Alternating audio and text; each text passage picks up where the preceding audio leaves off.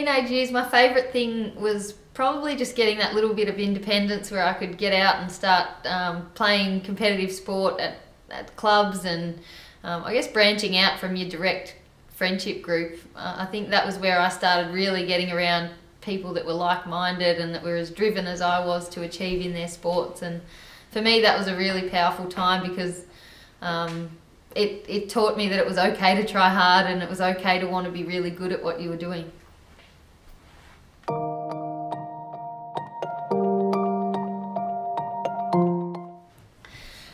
The teenage years were pretty challenging, I guess, as they are for everyone, trying to work out who you are and what you think about the world. But yeah, my least favourite thing was probably the times where I went away from who I really was and thought that I had to be like other people to get where I wanted to go. But yeah, I guess that was the beauty of working through it, was realising that the best way to get there is to be yourself.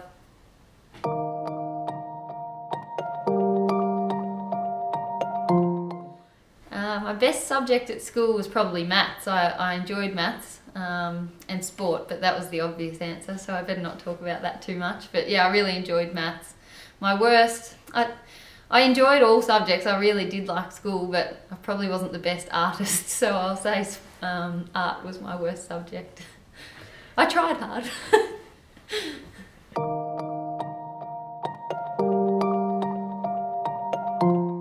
I dreamt I'd be doing what I'm doing now, but I never thought it would happen. I never imagined I'd get to play in a professional footy competition. It just seemed like girls would never get that chance, and I thought hopefully I would help it get off the ground, but I thought it might be after my playing time, so I'm glad it's come along quicker than that.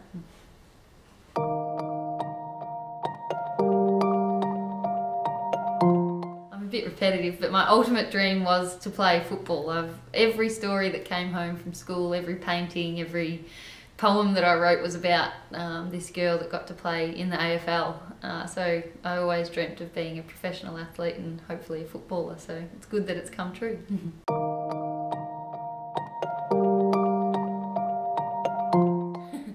I don't get much these days, but when I do, I love cooking. I really enjoy healthy food, and I don't see it as a chore to have to cook it. I can spend hours in the kitchen deciding what I'm going to eat next. But I like going to the beach. I love being outside. I've got a beautiful little dog that I like spending time with, so spending time with family is really important to me as well.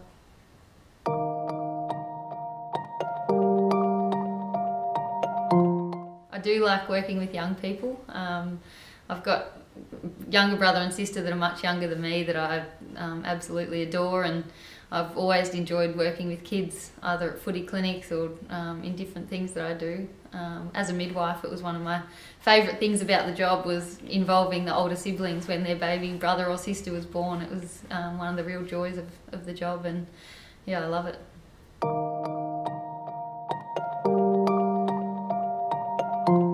Well, my biggest fear, it's a bit morbid, is that I won't be able to have children because I really want to have a family of my own. But my strangest one is that I hate flying. I'm a terrible flyer, and I get sweaty palms and edgy anytime I have to go in an aeroplane. But it's such a weird thing because my dad had a small aircraft business when we were kids, and I used to fly it, and I was absolutely fearless. And now I just can't stand it. I think it's because I'm too aware of what can go wrong now.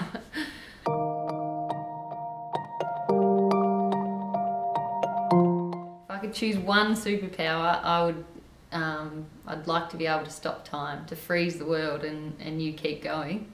That would be pretty handy, I reckon. It'd give you a few more hours in the day.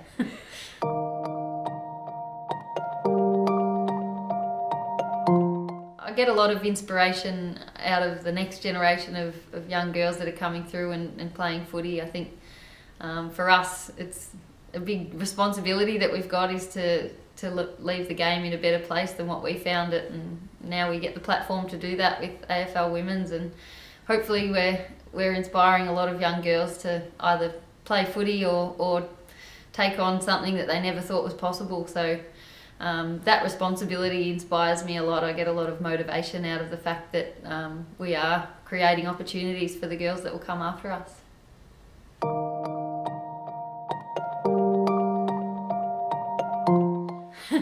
Well, if I wasn't playing football, I'd probably go back to my job as a midwife, which is what I studied at university, and I worked for nearly 6 years full time.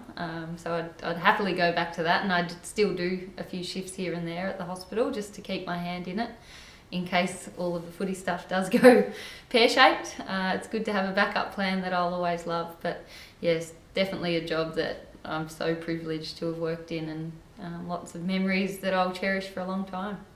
Yeah, it's funny, I sort of remember getting my preferences back from uni and looking and thinking, did I actually choose that? But no, I'm really glad I did. I always wanted to work in healthcare, and I think the idea of working with healthy people generally that want to be there was pretty appealing. But I think my real love and fascination with pregnancy and babies was from when my younger brother and sister were born. I was 11 and 13 when they came along, so old enough to remember and be pretty involved in everything Mum was going through. So I think that's where the seed was planted and where I became fascinated, and still am. I'm still amazed every time a baby comes out.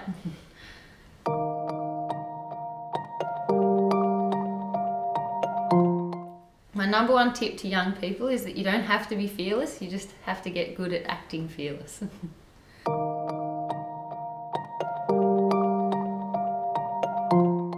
Well, my funniest locker room story I can't share. No.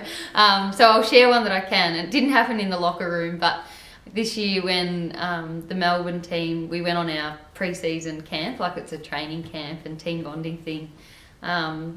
We got there and we got split up into 3 groups, so there was 10 in each group or whatever it was, and everyone had to run inside and chuck down their things from the one session we'd done. We'd done a running session and then we're going to the beach. So everyone went in to get their bathers and towel.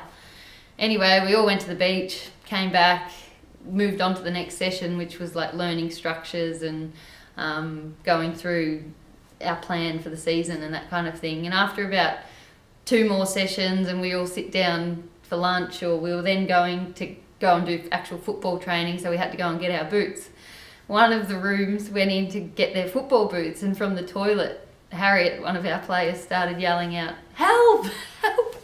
And she'd been locked in the toilet of the hotel room since about 9 o'clock that morning. So it had been about 3 hours that she'd been locked in the hotel toilet room because the door handle had fallen off, and we'd all gone on to the next session. And our defence is, I mean, we felt horrible for not realising that she was with us for those 3 hours, but our defence is that because we'd been split up into small groups, I just thought she was in another group, and that group thought she was in another group. So we never left anyone behind after that. It was a bit of a experience for poor old Harriet.